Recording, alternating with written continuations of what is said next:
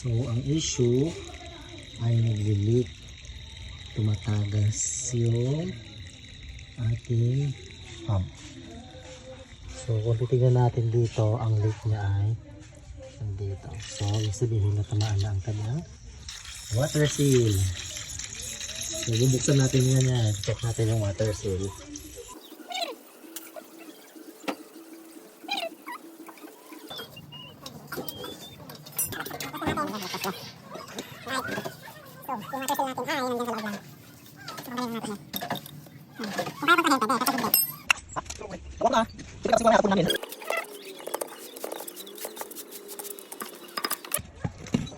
Discard natin guys, kung tayo natin sa likod.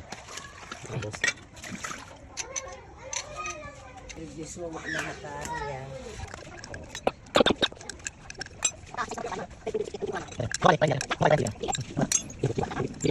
Okay. Ito, tanggal na guys.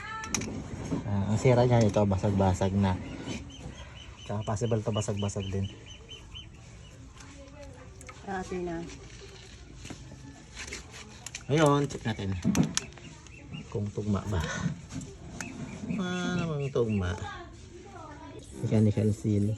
Pero hindi ako sigurado kung ito siya.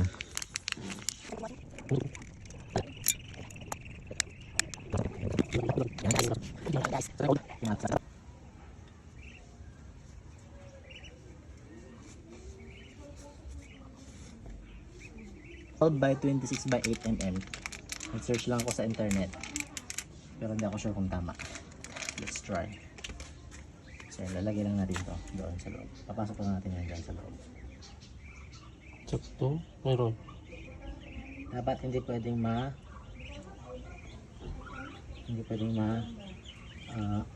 maparsa yung plastic na to. Kasi pag nag-crack to, kahit konting crack lang, wala na.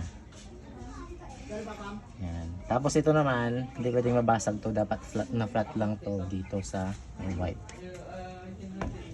Makikita natin, flat lang dapat yan.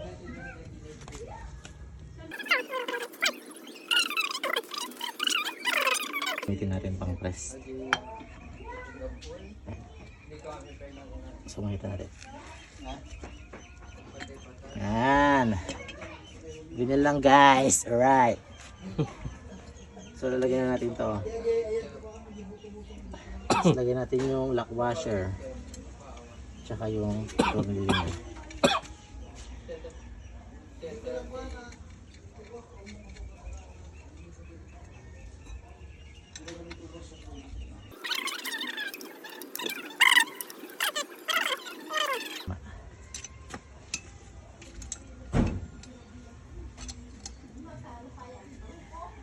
So tamang higpit lang, hindi pwedeng sobrang higpit, hindi rin pwedeng sobrang labay.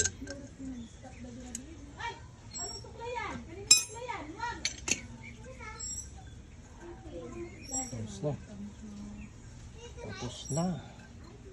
Sa una medyo mahigpit lang talaga. Pero